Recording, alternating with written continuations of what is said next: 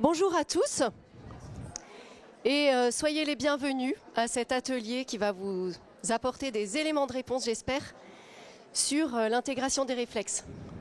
Alors, je voudrais commencer par me présenter. Je suis Marion Eschbach-Cléris, ancienne orthophoniste. Je suis maintenant praticienne en intégration des réflexes avec les méthodes RMTI et MNRI et je suis membre de la FREM. Pour le moment, vous ne comprenez peut-être pas tout ce que je suis en train de dire, mais promis, dans moins de 10 minutes, vous aurez tout compris.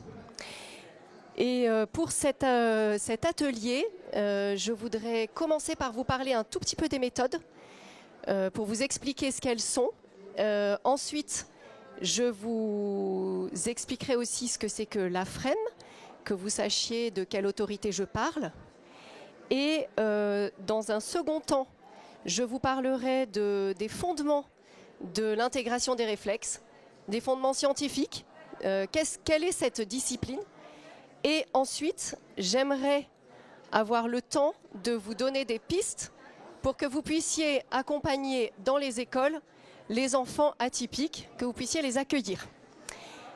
Alors, il faut savoir que donc moi je suis formée aux méthodes RMTI et MNRI. Donc là ça pourrait être intéressant de les afficher pour que vous voyez ce que c'est, que vous ayez leur nom complet.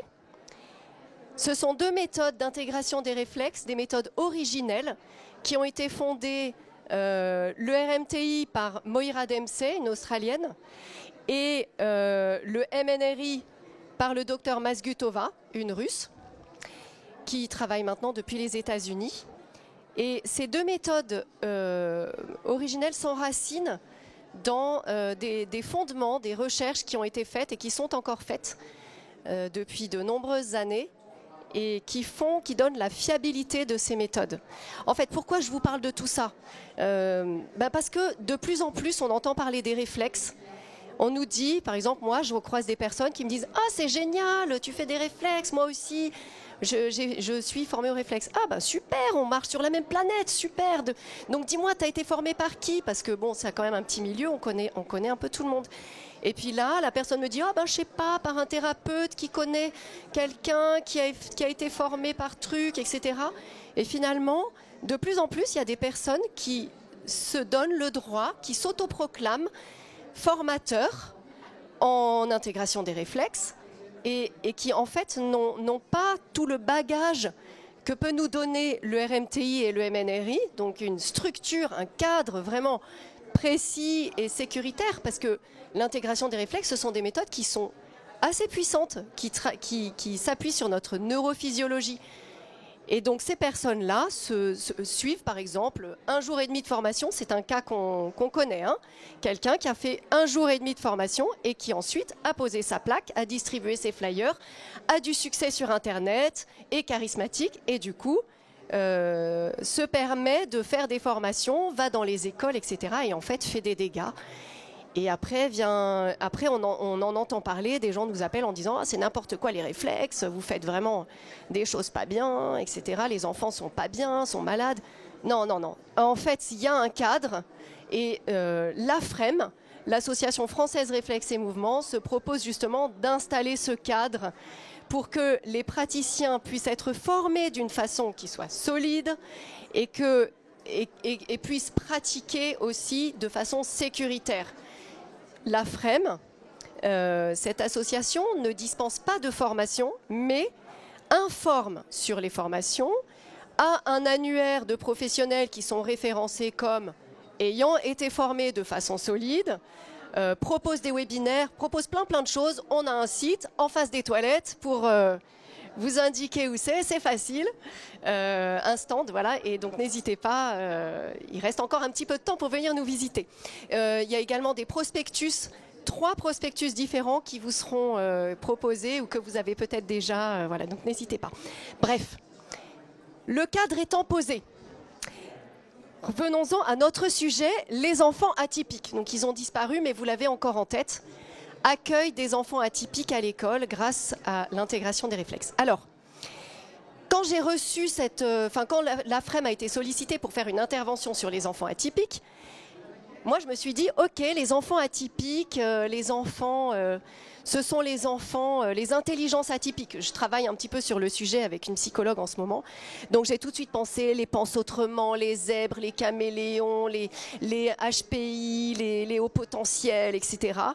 Et puis, en parlant avec des personnes, je me suis dit, ah ben oui, mais il y a aussi les enfants, tous les enfants 10, les autistes, les hyperactifs, ceux qui sont maladivement timides et angoissés. Là, je suis en train de me projeter sur ce qui se passe dans une classe, hein, les élèves, etc. Je pense à des élèves, vous savez, qui sont très doués à l'écrit, et puis quand ils sont interrogés, ben, il n'y a plus personne, et ils peuvent peut-être aller chuchoter la poésie à la maîtresse, à l'oreille de la maîtresse, mais sinon c'est pas possible. Et là vous vous dites, c'est pas possible cet enfant, c'est du gâchis. Qu'est-ce qu'on peut faire pour cet enfant? Ben, on peut faire des choses. Il y a aussi les enfants qui sont agressifs, les enfants qui sont intolérants à la frustration. Tous les autistes aussi, ceux qui présentent de l'autisme, des handicaps, etc., les agités, ceux qui ont des manques de concentration, ceux qui ne sont pas perturbateurs tout seuls, mais qui ne supportent pas les bruits des autres, ceux qu'on appelle les hypersensibles, et qui sont obligés de mettre des casques. Et on se dit, bon, voilà, on trouve des solutions, mais il y a peut-être des possibilités, d'autres possibilités. Et tous ceux qui ont des baisses de motivation, tous ceux qui sont passifs à l'école, qui ont plus de curiosité, ceux qui ont des phobies scolaires.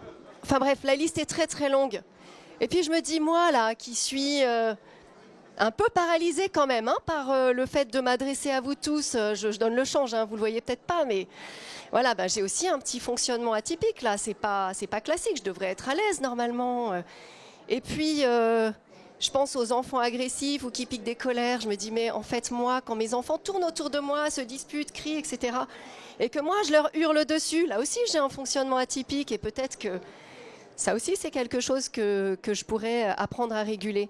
Bon, alors, je vous parle de moi, je ne suis pas une élève en situation d'élève, mais je vous le dis dès maintenant pour que vous enraciniez dans votre tête que ce que je vais vous dire, ce que je vais vous apprendre, en fait, ça nous concerne tous. Du bébé jusqu'à la personne âgée, de la naissance, même avant la naissance, de la vie intra-utérine, jusqu'à la fin de vie. Donc, on peut tous améliorer notre fonctionnement. Mon métier de praticienne en intégration des réflexes, c'est une méthode corporelle, donc qui passe par le corps, c'est-à-dire je touche les gens ou je les fais bouger. J'utilise le proprioceptif, j'utilise le tactile, le toucher, ou le proprioceptif, les mouvements, pour permettre d'améliorer le fonctionnement du cerveau et donc de tout ce que le cerveau concerne. Le corps, c'est grâce à mon cerveau que je peux bouger, que je peux utiliser mon corps. La gestion des émotions, c'est grâce à mon cerveau que je peux rester sereine, détendue, joyeuse. Et le fonctionnement cognitif, c'est grâce à mon cerveau que je peux utiliser mon intelligence dans toutes ses dimensions. Donc l'intégration des réflexes permet d'accompagner les personnes à améliorer, pour qu'elles améliorent toutes les dimensions de leur être. D'accord ? On travaille sur le système nerveux. Le système nerveux, c'est donc toutes les dimensions de notre être. Alors, revenons à notre sujet. Les enfants atypiques à l'école. Pour commencer, si vous êtes d'accord, j'aimerais bien vous faire une petite expérience. Je vais vous inviter à expérimenter quelque chose qu'on peut faire dans le cadre de notre pratique. Vous allez vous asseoir sur vos ischions. Alors, vous savez ce que c'est les ischions, hein ? L'ischio, c'est l'os qui est là. Vous savez, quand on est à un concert sur un banc de pierre et qu'au bout d'un moment, on sent que c'est un peu dur, hein ? C'est pas le banc de pierre qui est dur, hein, mais voilà. C'est que vos os, les os du bassin, ils ont une forme un peu triangulaire comme ça, avec la pointe vers le bas. Et c'est ça qu'on appelle les ischions. Alors, qu'est-ce que je vais vous faire avec vos ischions ? Rien de bien méchant, ne vous inquiétez pas.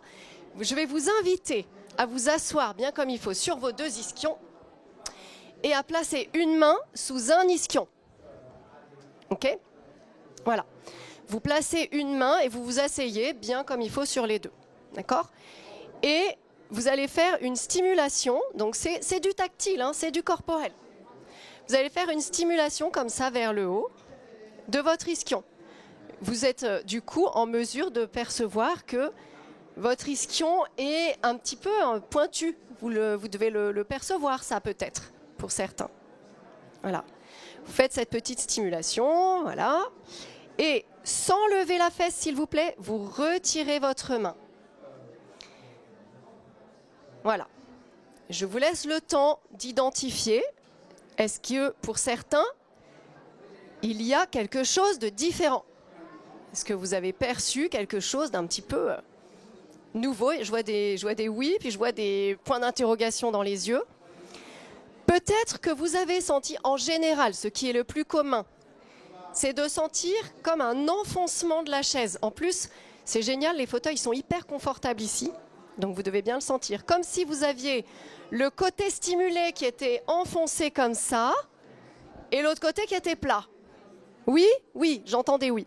Ok, on va faire la même chose de l'autre côté pour que vous ne soyez pas bancal en sortant d'ici. Donc vous faites la même stimulation. Voilà. Et je vous donne pas d'indication, vous avez bien compris ce qu'il fallait faire. Et en fait, je vous explique pourquoi je vous fais faire ça. Eh bien, tout simplement parce que quand vous faites ça, vous stimulez votre réflexe d'ancrage. Donc vous êtes en train d'aider le réflexe d'ancrage, d'enracinement, à s'intégrer dans votre système nerveux. Et oui, messieurs, dames, c'est pas plus compliqué que ça. En fait, l'intégration des réflexes, c'est une méthode naturelle, avec des mouvements simples qui respectent notre fonctionnement neurophysiologique. Et donc là, je vous ai invité à faire ça pour capter un petit peu votre attention, vous faire expérimenter par vous-même que vous pouvez améliorer votre fonctionnement aussi.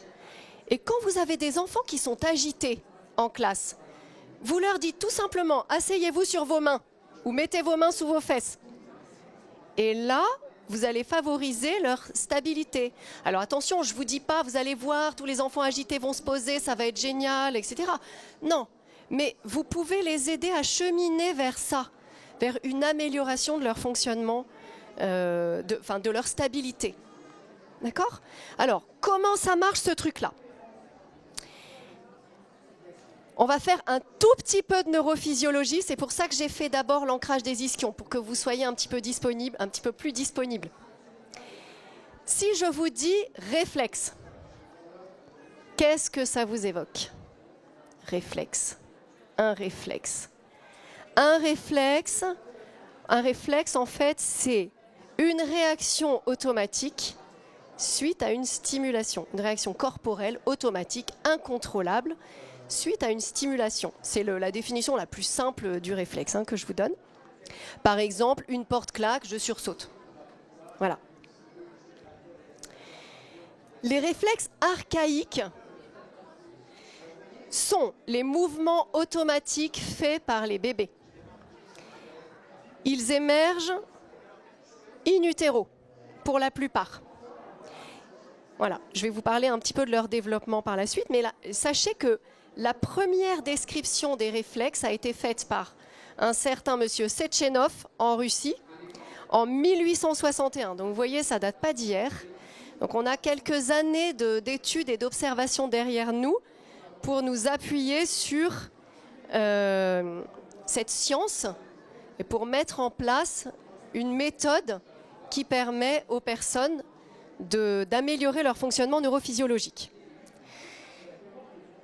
Sachez que le docteur Mazgutova, la fondatrice du MNRI, étudie les réflexes depuis très longtemps. Elle a écrit sa thèse dessus et elle continue à mener de très nombreuses études. Donc, il y a quelques années, on parlait d'une cohorte de 39 000 personnes, sachant qu'elle a utilisé toutes les possibilités d'investigation médicale qui existent, avec notamment l'étude de très nombreuses échographies. Elle a écrit plusieurs livres, elle écrit des articles dans le Lancet, enfin c'est quelqu'un de sérieux. Elle a fondé un master du MNRI en 2021 aux États-Unis. Donc vous voyez, vous imaginez un petit peu la reconnaissance de la part du monde scientifique et académique. Voilà, donc tout ça c'est pour vous dire, pour bien mettre dans votre tête, si on vous dit oui, les réflexes, machin, non, les réflexes. Voilà, RMTI et MNRI, c'est du sérieux. C'est pas seulement une intuition qui a germé dans un esprit un peu ouvert, qui était un peu charismatique et qui a diffusé le truc. Non, non, c'est pas ça, c'est du scientifique. Notre métier n'a pas de nom, mais on pourrait dire que nous sommes des neurophysiologistes. Nous faisons de la neurophysiologie appliquée. Alors, à quoi servent les réflexes archaïques? Les réflexes archaïques. Je vous donne un exemple, l'exemple du réflexe de fouissement. Le réflexe de fouissement, c'est ça. C'est une stimulation que je fais avec un nouveau-né. Imaginez un nouveau-né.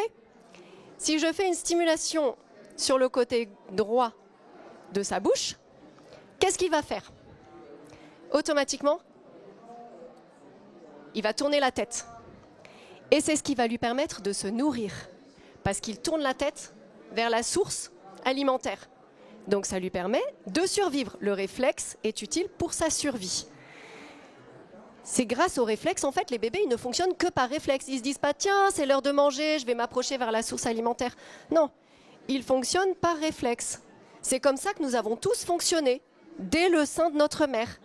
Les premiers réflexes sont observés à 7 semaines après la conception. 7 semaines. C'est incroyable, hein? Et ben c'est comme ça qu'on construit notre système neurophysiologique. Je vais vous en dire un petit peu plus. Alors, qu'est-ce qui se passe par rapport à ce réflexe de fouissement? Si je fais un petit décryptage neurophysiologique, la zone de stimulation autour de la bouche est le lieu où se trouvent des récepteurs sensoriels. D'accord? C'est un peu de la neurologie qu'on est en train de faire. Donc je vous le fais d'une façon extrêmement simplifiée. D'accord? Il y a des récepteurs sensoriels qui captent l'information tactile de la stimulation, qui l'envoient à travers les nerfs jusque dans la partie archaïque du cerveau, c'est-à-dire ce qu'on appelle le tronc cérébral, le cerveau reptilien, etc. Et donc c'est à travers les nerfs, donc vous avez compris, c'est cellulaire ce que je vous explique. Et donc cette information est envoyée là-bas, et là-bas, il y a un autre neurone qui prend le relais et qui envoie le message aux muscles de la tête, tourne la tête. Il faut que je fasse tourner le micro en même temps. D'accord? Stimulation, réponse réflexe, rotation de la tête. OK? Voilà comment ça se passe pour le réflexe de fouissement. Parlons maintenant du réflexe d'agrippement. L'agrippement, vous l'avez tous vu chez des bébés. Si je mets ma main dans la main d'un bébé, automatiquement, il ferme sa main. D'accord? C'est ça le réflexe d'agrippement. Alors, qu'est-ce qui se passe ici? Eh bien, le haut de la paume et le bas de mes doigts est une zone de récepteurs sensoriels. En fait, tout notre système tactile, toute notre peau est un système tactile. Mais là, il y a une information comme autour de la bouche, c'est vraiment une information spéciale qui est donnée, d'accord? Qui stimule un réflexe unique. Donc, la stimulation qui se fait à la base des doigts, d'accord, envoie l'information à travers les nerfs jusqu'au tronc cérébral. Et la réponse qui est donnée, c'est fléchis les doigts. D'accord? Fléchis les doigts. Ceci prépare la possibilité d'attraper les choses chez le bébé. C'est-à-dire que le cerveau, avec les premiers agrippements, le cerveau capte l'information de « tiens, on peut faire un truc avec les doigts ». Et voilà, et le bébé va faire de très nombreuses fois ce mouvement réflexe suite à une stimulation, comme je vous l'ai expliqué, c'est suite à une stimulation que le réflexe apparaît, que le réflexe a lieu. Donc il va le faire des milliers et des milliers de fois. Et à chaque fois qu'il va le faire, eh bien ça va faire, je suis extrêmement simpliste, presque caricatural, pousser le nerf. Ça va faire pousser le nerf depuis le bas du cerveau jusqu'à la zone, jusqu'au cortex sensorimoteur. Ce qui est le cortex de la motricité volontaire.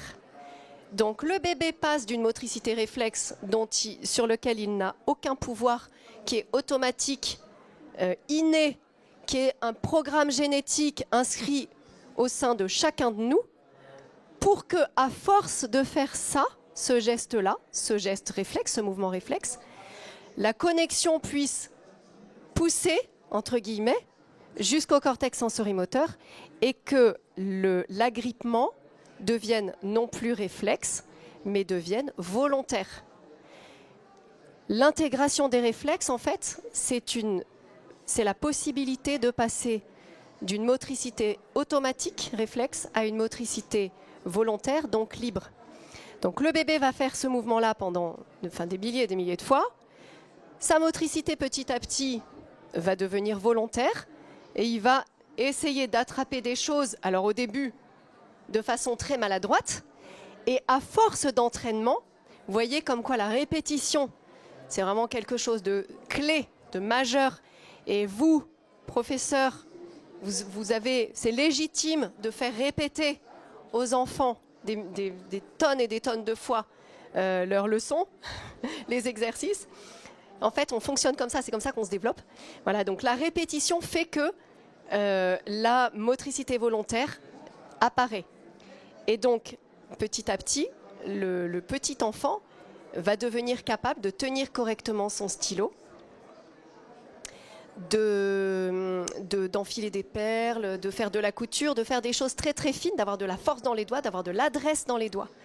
Donc là, vous voyez un deuxième rôle des réflexes archaïques, c'est le développement neurophysiologique.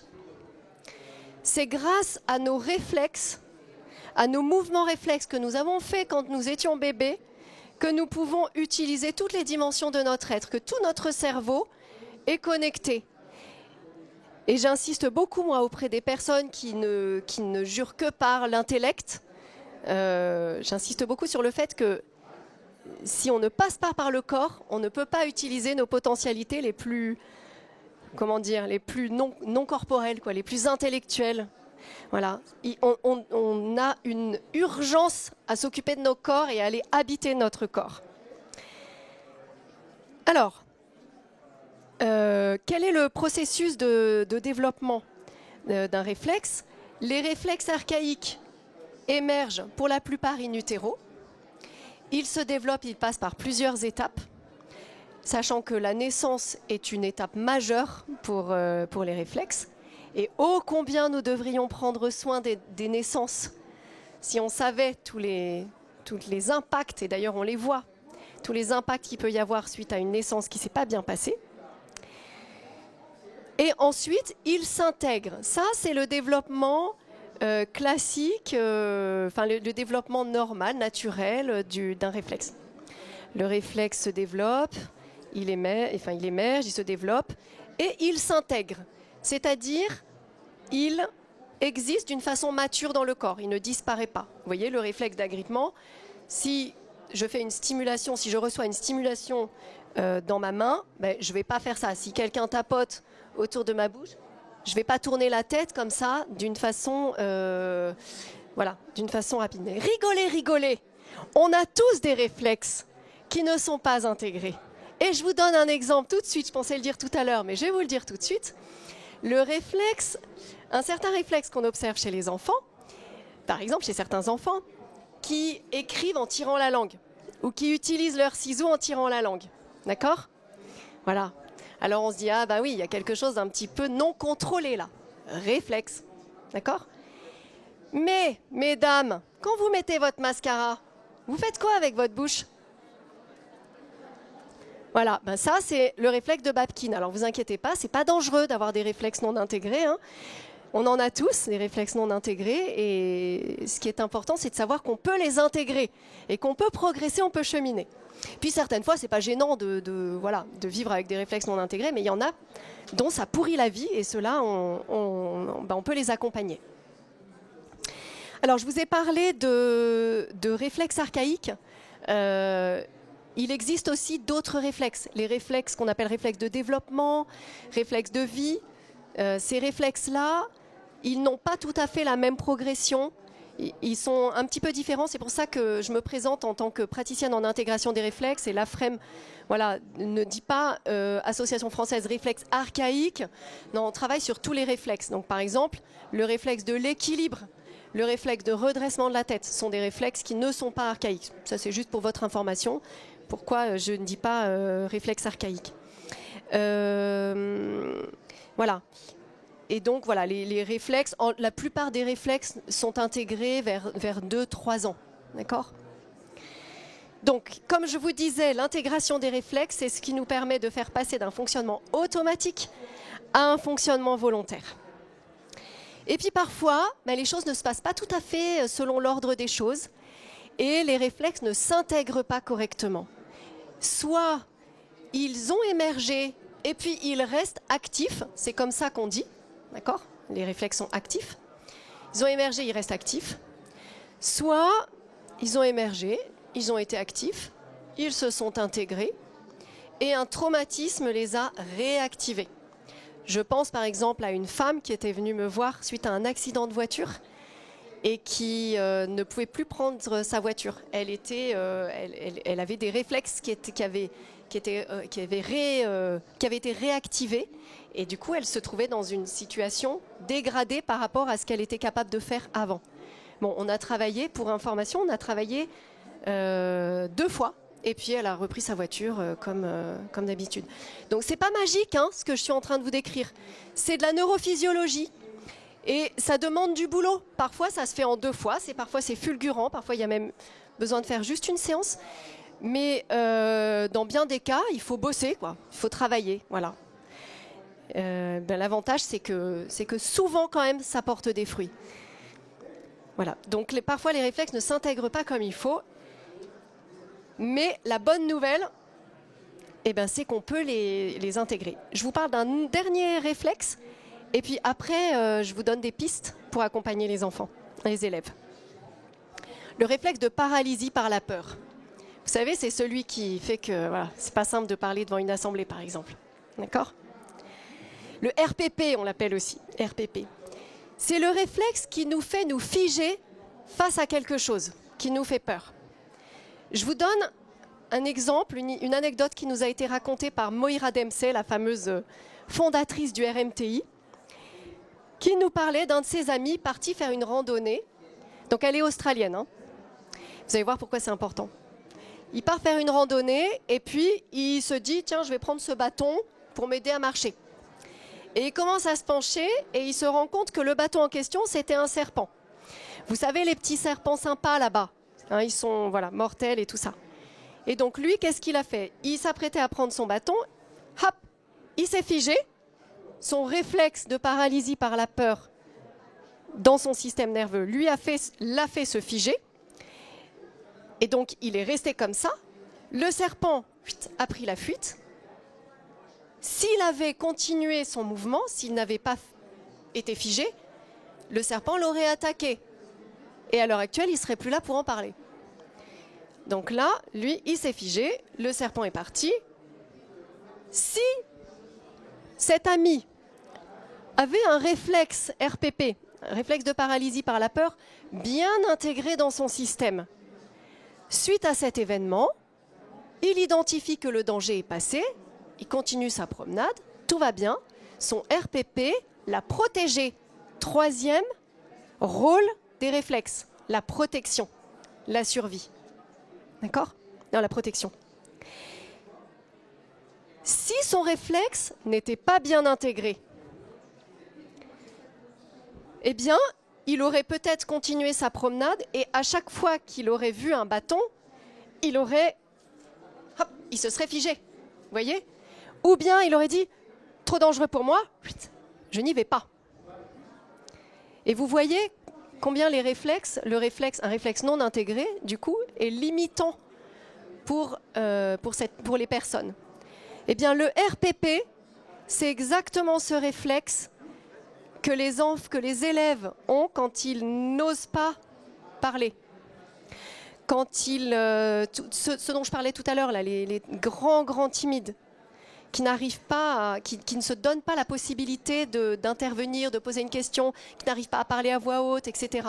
C'est peut-être aussi ce que vous avez déjà ressenti, par exemple face à il y a votre patron qui passe et il vous inquiète un petit peu et vous vous figez sur votre chaise avant de retrouver un petit peu plus de sérénité. Vous voyez, vous imaginez, vous avez peur des araignées, vous voyez une araignée, c'est le premier réflexe, voilà, le réflexe. Vous voyez la réaction réflexe, c'est ça en fait.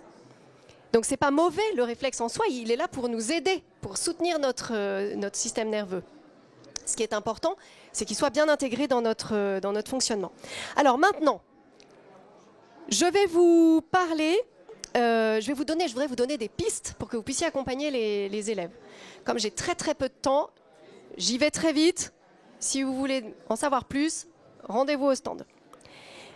Je vais vous parler, je vais vous faire travailler, je vais vous faire pratiquer le réflexe d'extension du tronc. Donc le tronc, c'est ça, d'accord? L'extension, c'est ça. Alors, en fait, il m'intéresse celui-là parce que c'est le rapport au réel et à la stabilité.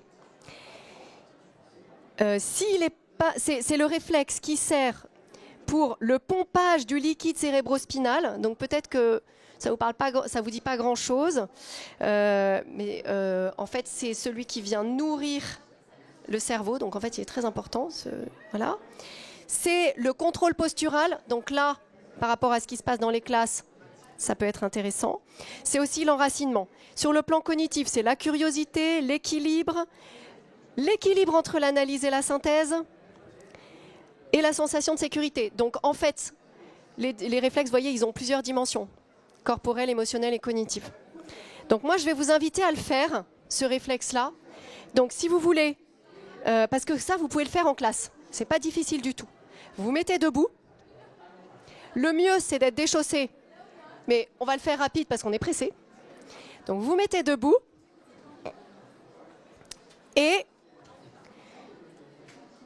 le but c'est enraciner les pieds, monter la tête, mais alors attention, c'est pas monter le nez. C'est monter la tête comme si votre cou s'allongeait. D'accord? Donc je vais vous montrer comment le faire, comment le pratiquer. Je vais être obligée de poser mon micro. Donc je vais le faire que d'une main, mais vous faites bien avec les deux mains, d'accord? Avant de poser mon micro. Donc vous allez plier les genoux. Vous mettez les mains sur le côté en plateau. Vous inspirez. Et en soufflant pendant 7 secondes, vous vous dépliez. Et en même temps, vous enracinez les pieds. Mes pieds s'enfoncent dans le sol. Alors attention, c'est un mouvement naturel. Donc il n'y a aucun muscle qui se tend pour que les pieds s'enfoncent. C'est juste une sensation. D'accord? On recommence. Prenez votre souffle. Vous soufflez et vous laissez les pieds s'enfoncer. Et vous allez ajouter la tête monte. D'accord? Avec le cou qui s'allonge. Okay? Allez, encore une fois. Les pieds s'enfoncent, la tête monte. Et peut-être que certains parmi vous commencent à percevoir, on recommence, commencent à sentir justement les pieds qui s'enfoncent, qui s'enracinent. Et du coup, la stabilité qui s'installe. D'accord? Vous pouvez vous rasseoir. Alors moi, ce réflexe, un jour, je m'en suis servi. Alors, je le montre systématiquement aux personnes qui viennent me voir pour qu'elles aient une vraie ressource en cas de besoin. Donc, par exemple, si vous avez des enfants, si les élèves sont agités, etc., vous leur dites, allez hop, tout le monde debout, on fait l'extension du tronc. Voilà, vous l'appelez comme vous voulez. Ce qui est important, c'est les pieds s'enfoncent, la tête monte. Donc, c'est vraiment... J'utilise ma petite licorne là pour vous montrer ce que font les vertèbres. Voilà, il y a de la liberté qui se met dans les vertèbres. Ok? Alors par contre, après, il ne faut pas faire ça. Hein. Voilà. La vibration, après, ce n'est pas la peine. Mais vous voyez, s'il y a de l'agitation comme ça, vous voyez qu'on perd le contrôle. Les élèves perdent le contrôle postural, émotionnel, et du coup n'ont pas accès au cognitif. Eh bien, vous pouvez leur faire ça, c'est tout simple. Ce qui est important, pour le faire en sécurité, retenez ces règles. sur le souffle pendant 7 secondes de façon naturelle.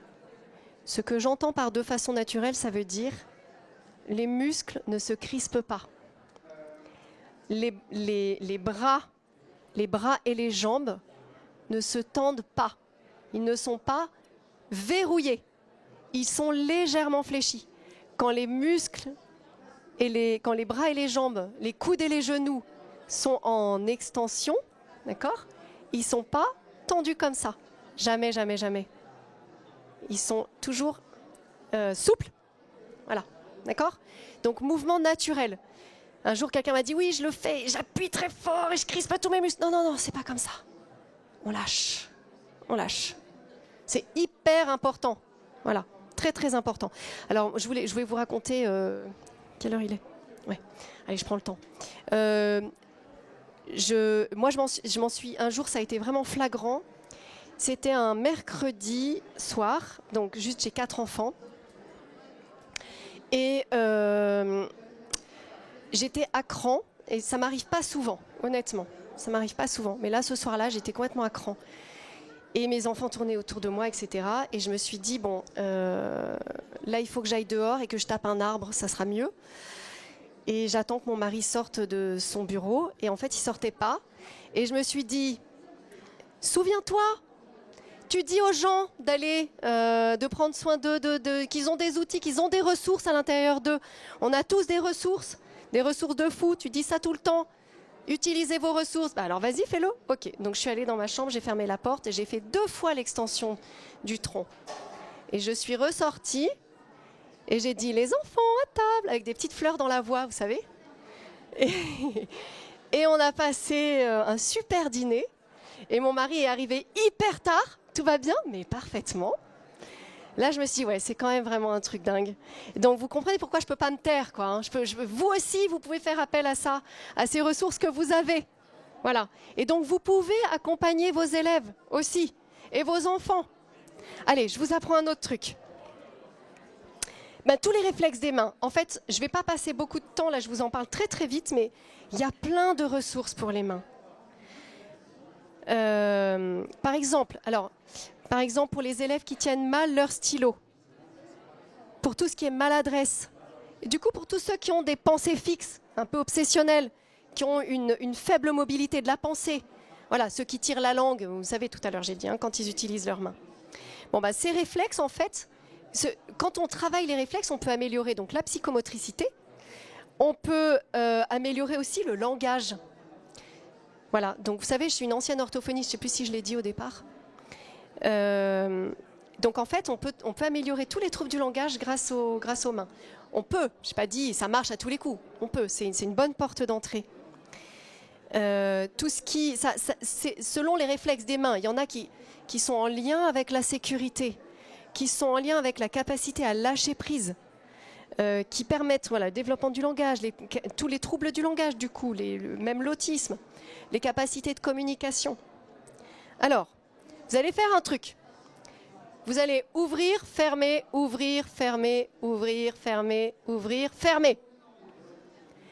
Et vous maintenez vos mains fermées. Vous regardez comment sont fermées vos mains. Vous regardez comment les mains de vos voisins sont fermées. Et vous allez proposer à vos élèves de faire ça. Et vous allez voir, du coup, le niveau d'intégration des réflexes. Il y a ceux qui laissent le pouce à l'intérieur. Ceux-là, c'est ceux... En fait, ça, c'est le premier niveau du réflexe. C'est même pas un réflexe archaïque, c'est un réflexe primitif, ça. C'est un niveau très, très, très primaire, on va dire, du développement. D'accord ? Donc, si vous avez des élèves qui ont laissé leur pouce à l'intérieur, c'est qu'ils ont un très grand besoin de sécurité.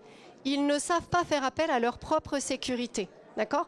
Un tout petit bébé, au début de sa vie, à peu près les 15 premiers jours, a le pouce à l'intérieur. Et après, le pouce commence à sortir. Voilà, d'accord ? Alors, après, il y a ceux qui ont le pouce sur le côté. C'est pas mal, mais c'est pas encore tout à fait... Voilà, ça peut aller plus loin. La bonne fermeture, hein, c'est le pouce légèrement devant comme ceci. D'accord ? Mais alors, attention, Moi, avant, je me disais, ah, c'est très bien ce que je fais. J'étais comme ça. D'accord? Comme ça et pas comme ça. Donc, observez la tension au niveau du pouce. Et encore maintenant, il faut encore que je travaille mon agrippement parce que mes doigts ne sont pas assez enroulés. Vous voyez? Ils se mettent un petit peu trop à plat comme ça. Alors, c'est pas grave, hein, j'arrive à vivre, j'arrive à faire des choses, mais il y a une petite immaturité dans mon système. Donc, pour les enfants, pour les réflexes des mains, moi, je vous conseille de faire, faites-leur ouvrir et fermer les mains comme ça, pendant 7 secondes, en soufflant, en ayant les épaules relâchées, les mâchoires relâchées, les pieds relâchés, les muscles relâchés, le dos relâché, la nuque relâchée, les épaules aussi. Enfin, voilà, vous voyez?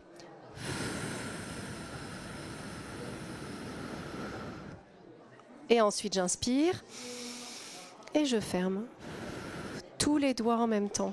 Est-ce que les élèves arrivent à faire ça? Tous les doigts en même temps. Est-ce qu'ils arrivent à le faire les yeux ouverts? C'est important aussi de garder les yeux ouverts pour être en contact avec le réel. L'intégration des réflexes, c'est l'incarnation. C'est le réel.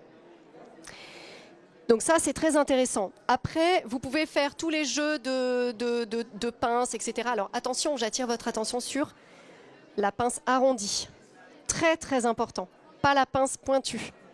D'accord? La pince arrondie, c'est vraiment avec le bout des doigts.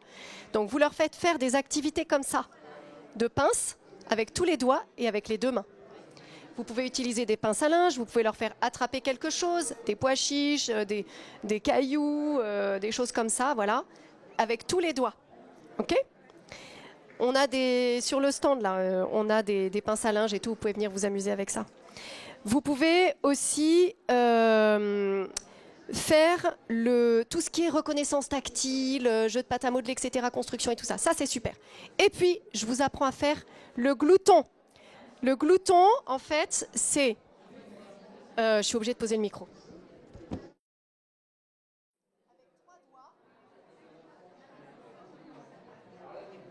Je remonte le long d'un doigt, puis je glisse les doigts. Donc, je reprends. Avec 3 doigts, je remonte, comme ça je fais des pressions le long d'un doigt jusqu'à la main, puis je fais glisser mes doigts, comme ça. Et ceci avec chaque doigt, d'accord? Ça c'est génial parce qu'en fait la main a une très forte représentation au niveau du cerveau, donc quand vous faites ça, c'est très relaxant nerveusement, c'est très relaxant. Donc si les enfants sont un petit peu agités dans la classe, vous leur faites faire ça. Donc ça c'est très très très très intéressant. J'en profite aussi pour ajouter des petites choses. Faites-les boire, ça c'est essentiel. Autorisez-les à bâiller, montrez-leur que vous bâillez vous aussi. Et ça ne veut pas dire que vous êtes mal polis, qu'ils sont mal polis. Il faut absolument qu'on lance la mode du bâillement parce que c'est un tel cadeau qu'on fait pour notre cerveau. S'il vous plaît, bâillez. Et puis voilà, bougez. Alors, si j'ai le temps, je finis par un dernier mouvement qui va favoriser la concentration, qui favorise le fait de s'habiter intérieurement. Donc vous avez compris que je ne suis pas en train de parler d'un truc avec du bien-être, des machins. Bien sûr, ça favorise le bien-être, mais là, on est dans de la neurophysiologie.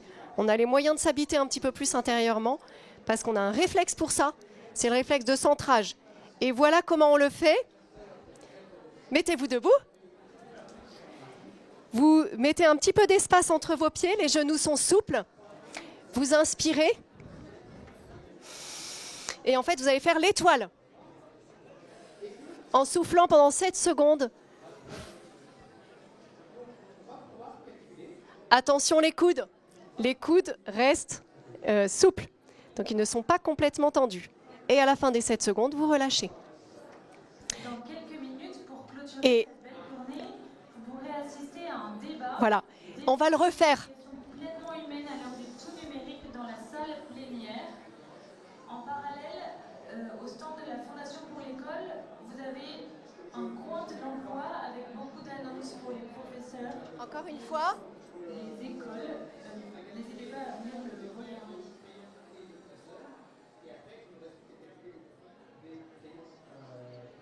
Vous savez, ce mouvement-là, vous pouvez vous asseoir. Ce mouvement-là, en fait, il y en a, là, on va en voir, c'est ma dernière phrase. On va en voir, là, à partir de août, à Paris, on va en voir plein qui vont faire ça, là. D'accord? Sur les podiums, au JO. Pourquoi ils font ça? Pourquoi automatiquement, instinctivement, on fait ce geste-là? Ben, en fait, c'est quand on se sent fier de ce qu'on a fait. C'est quand on s'habite intérieurement. C'est quand on dit « ouais, c'est chouette là ce que j'ai fait ». Eh bien, c'est ça que vous allez nourrir chez vos élèves quand vous les invitez à faire ce mouvement-là. D'accord? Donc, ça vaut vraiment le coup de bouger et de se mettre en mouvement.